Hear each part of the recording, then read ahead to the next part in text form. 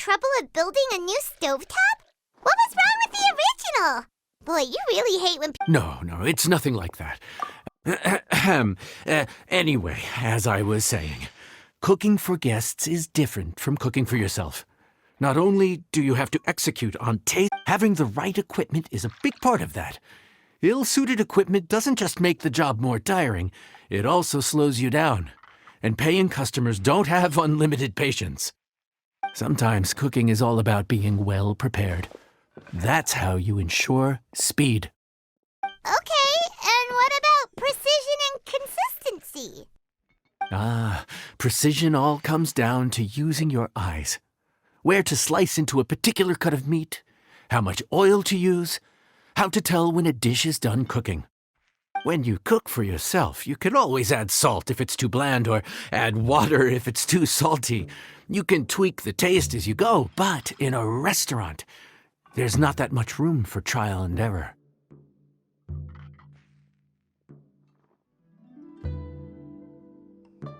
Worst case scenario, Paimon can deal with any The final thing you have to focus on is consistency.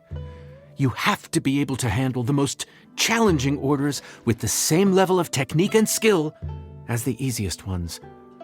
This is particularly important when you have guests from all over, each with their own tastes and preferences. You have to cater to their own dietary needs while also giving them the opportunity to enjoy our local delicacies. This last point is making Paimon's head spin. Don't worry. Matter of fact, someone as well-traveled as you may even have a better handle on it than me once you get started.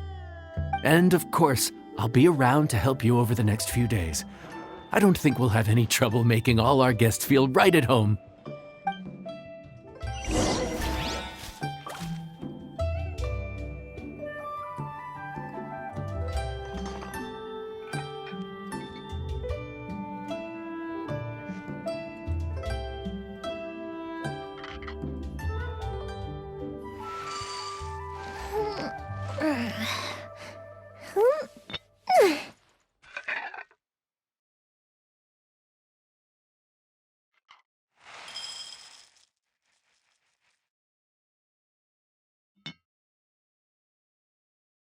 Have you ever kept goldfish as pets? They're very cute.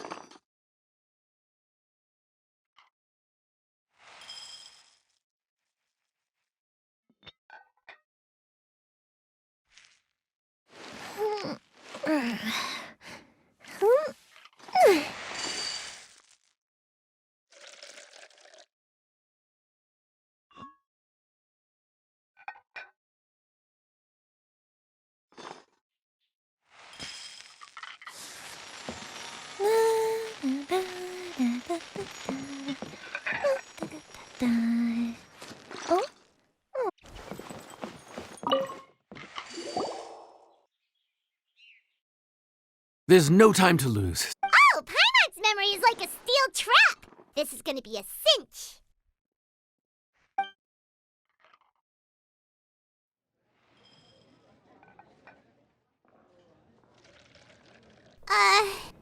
Which ticket are we on again?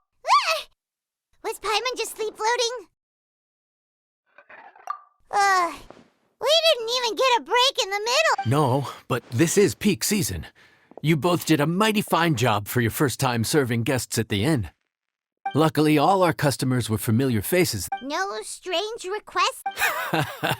Also, the thing about requests is that they're usually very specific. So as long as you do what they asked, you're unlikely to have any issues.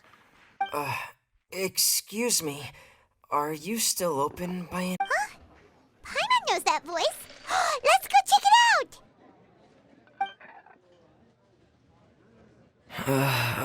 What should we do? It doesn't look like anyone's here. If only we'd gotten here a bit sooner. It's all right. If we start building a campfire now, we'll be eating before too long. Right. Besides, if anyone's to blame, it's Linny. So busy being a greedy culture vulture that he lost track of time. Linny, Lynette, Fremine, it is you! Paimon? So, is the Traveler here?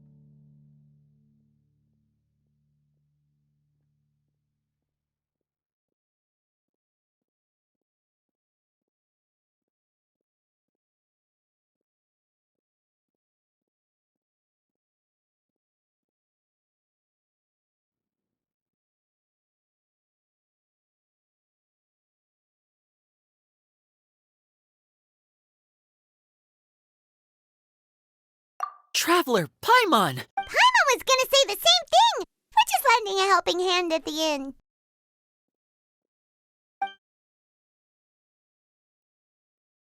Anyway, so that's how we ended up here. But what about you guys? Don't tell us. Father sent you on another mission? No, quite the opposite, actually. We're in Liyue on vacation, and while we're here, I thought a cultural tour might be in order. Father said we deserved some rest after everything that happened recently. Otherwise, it could jeopardize our next mission. It's not every day we get this kind of opportunity. Linny thought it might be fun to spend some time in Liyue, especially since it's Lantern Rite season.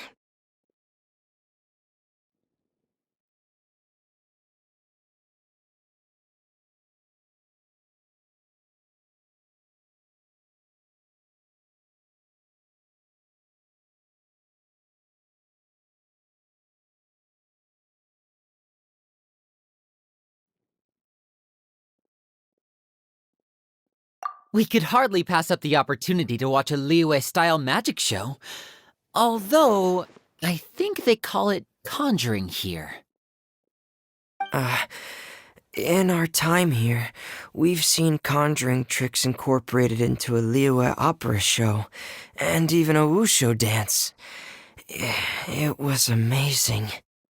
So, we decided to stay here for a few more days to see what other forms of inspiration this land might have in store for us.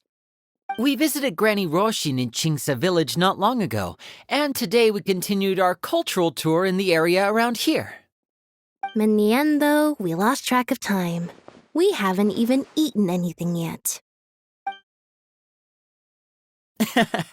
And speaking of eating, as you know, seafood is a big part of both Liyue and Fontaine cuisine, but it's cooked very differently here. We simply had to try some local seafood after coming all this way. That's another reason why we decided to extend our trip. Oh, need any recommendations? What have you tried so far? That fish one with the misleading name. Sounds bland, but it's drowning in hot chilies. Oh, you mean blackback perch soup? You're right, the name doesn't give much away. It looked and smelled so appetizing that Lynette took a huge mouthful, blissfully unaware that she was about to set her mouth on fire. She could barely speak for the rest of the day after that. Luckily, that wasn't a huge adjustment for her.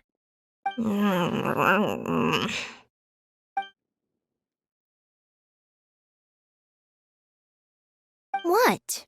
Aren't you guys hungry too? Yes, a little. Uh, uh, yes, I'm ready to eat. Traveler, I'm afraid we'll have to send you back to the kitchen now. Good question.